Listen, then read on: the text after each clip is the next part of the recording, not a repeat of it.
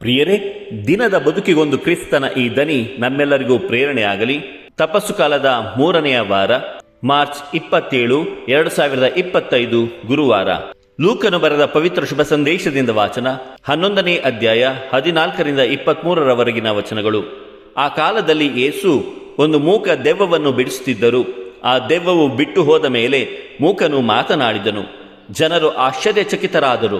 ಆದರೆ ಅವರಲ್ಲಿ ಕೆಲವರು, ಇವನು ದೆವ್ವಗಳ ಒಡೆಯನಾದ ಬೆಲ್ಜೆಬೂಲನ ಶಕ್ತಿಯಿಂದ ದೆವ್ವಗಳನ್ನು ಬಿಡಿಸುತ್ತಾನೆ ಎಂದರು. ಬೇರೆ ಕೆಲವರು ಯೇಸುವನ್ನು ಪರೀಕ್ಷಿಸುವುದಕ್ಕಾಗಿ ಸ್ವರ್ಗದಿಂದ ಒಂದು ಅದ್ಭುತ ಕಾರ್ಯವನ್ನು ಮಾಡಿ ತೋರಿಸುವಂತೆ ಕೇಳಿದರು. ಅವರ ಆಲೋಚನೆಗಳನ್ನು ಅರಿತುಕೊಂಡ ಯೇಸು, ಅಂತಹ ಕಾಲದಿಂದ ಒಡೆದು ಹೋಗಿರುವ ಪ್ರತಿಯೊಂದು ರಾಜ್ಯವು ನಾಶವಾಗುವುದು, ಕುಟುಂಬಗಳು ಕಚ್ಚಾಡಿ ಹಾಳಾಗುವುವು. ಅಂತೆಯೇ ಸೈತಾನನ ಪಕ್ಷದವರು ಒಬ್ಬರ ವಿರುದ್ಧ ಒಬ್ಬರು ಜಗಳವಾಡಿದರೆ ಅವನ ರಾಜ್ಯ ಹೇಗೆ ತಾನೇ ಉಳಿದಿತ್ತು? ನಾನು ಬೆಲ್ಜೆಬೂಲನ ಶಕ್ತಿಯಿಂದ ದೆವ್ವಗಳನ್ನು ಬಿಡಿಸುವುದಾದರೆ ನಿಮ್ಮವರು ಯಾರ ಶಕ್ತಿಯಿಂದ ಬಿಡಿಸುತ್ತಾರೆ? ಆದ್ದರಿಂದ ನೀವು ಹೇಳುವುದು ತಪ್ಪೆಂದು ನಿಮ್ಮವರೇ ತೀರ್ಪು ಕೊಡುವರು. ನಾನು ದೇವರ ಶಕ್ತಿಯಿಂದ ದೆವ್ವಗಳನ್ನು ಬಿಡಿಸುವುದಾದರೆ ದೇವರ ಸಾಮ್ರಾಜ್ಯ ನಿಮ್ಮಲ್ಲಿಗೆ ಈಗಾಗಲೇ ಬಂದಿದೆ ಎಂಬುದು ಸ್ಪಷ್ಟ. ಬಲಿಷ್ಠನೊಬ್ಬನು ಸರ್ವಾಯುಧಗಳಿಂದ ಸಜ್ಜಿತನಾಗಿ ತನ್ನ ಮನೆಗೆ ಕಾವಲಿರುವಾಗ ಅವನ ಆಸ್ತಿಯೆಲ್ಲ ಸುರಕ್ಷಿತವಾಗಿರುತ್ತದೆ. ಆದರೆ ಇವನಿಗಿಂತಲೂ ಬಲಿಷ್ಠನು ಎದುರಿಸಿ ಬಂದು ಇವನನ್ನು ಗೆದ್ದಾಗ ಇವನು ನೆಚ್ಚಿಕೊಂಡಿದ್ದ ಆಯುಧಗಳನ್ನೆಲ್ಲ ಅವನು ಕಿತ್ತುಕೊಂಡು ಸುಲಿಗೆಯನ್ನು ಹಂಚಿಕೊಡುತ್ತಾನೆ. ನನ್ನ ಪರವಾಗಿ ಇರದವನು ನನ್ನ ವಿರೋಧಿಯೇ ಸರಿ, ನನ್ನೊಡನೆ ಶೇಖರಿಸದವನು ಚದುರಿಸುತ್ತಾನೆ ಎಂದರು.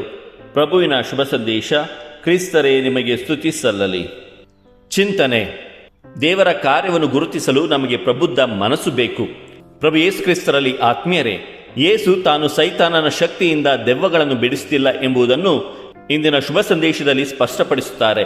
ಸೈತಾನನ ಪಕ್ಷದವರು ಒಬ್ಬರ ವಿರುದ್ಧ ಒಬ್ಬರು ಜಗಳವಾಡಿದರೆ ಅವನ ರಾಜ್ಯ ಹೇಗೆ ತಾನೇ ಉಳಿದೀತು? ಸೈತಾನನು ತನ್ನ ರಾಜ್ಯದ ವಿರುದ್ಧ ತಾನೇ ಹೋರಾಡುವುದಿಲ್ಲವೆಂದು ಅಲ್ಲಿದ್ದವರಿಗೆ ಯೇಸು ಮನದಟ್ಟು ಮಾಡುತ್ತಾರೆ. ಪ್ರಿಯರೇ, ಇದರಿಂದ ನಾವು ಏನನ್ನು ಕಲಿಯಬಹುದು? ದೇವರ ಕಾರ್ಯವನ್ನು ನಾವು ಗುರುತಿಸಲು, ಗ್ರಹಿಸಲು ನಮಗೆ ಪ್ರಬುದ್ಧ ಮನಸ್ಸಿರಬೇಕು. ದೇವರನ್ನು ವಿಶ್ವಾಸಿಸದೇ ಇರುವವರು ದೇವರ ಕಾರ್ಯವನ್ನು ನಿಂದನೆ ಮಾಡುತ್ತಾರೆ. ದೇವರ ಕಾರ್ಯವನ್ನು ಗ್ರಹಿಸಲು, ಅವುಗಳನ್ನು ಅನುಭವಿಸಲು ನಮ್ಮಲ್ಲಿ ವಿಶ್ವಾಸವಿರಬೇಕು. ದೇವರ ರಾಜ್ಯವು ಪ್ರೀತಿ, ಶುದ್ಧತೆ ಹಾಗೂ ದೈವಿ ಶಕ್ತಿಯ ರಾಜ್ಯ ಎಂಬುದಾಗಿ ಇಂದಿನ ಶುಭ ಸಂದೇಶದಿಂದ ನಾವು ತಿಳಿದುಕೊಳ್ಳಬಹುದು. ಪ್ರಿಯರೇ, ಇಂದಿನ ಮೊದಲನೆಯ ವಾಚನ ನಮಗೆ ನಿಜವಾದ ಶುದ್ಧತೆ, ನಮ್ಮ ಶುದ್ಧ ಹೃದಯದ ಬಗ್ಗೆ ತಿಳಿಯಪಡಿಸುತ್ತದೆ. ಪ್ರವಾದಿ ಯೆರೆಮೀಯನ ಕಾಲದಲ್ಲಿ ಜನರು ದೇವರ ಹೆಸರಿನಲ್ಲಿ ಯಜ್ಞಗಳನ್ನು ಮಾಡುತ್ತಿದ್ದರು, ಯಜ್ಞ ಕಾಣಿಕೆಗಳನ್ನು ದೇವರಿಗೆ ಸಮರ್ಪಿಸುತ್ತಿದ್ದರು. ಆದರೆ ಅವರ ಹೃದಯ ಕೆಟ್ಟ ಆಲೋಚನೆಗಳಿಂದ ಕಲುಷಿತಗೊಂಡಿತ್ತು.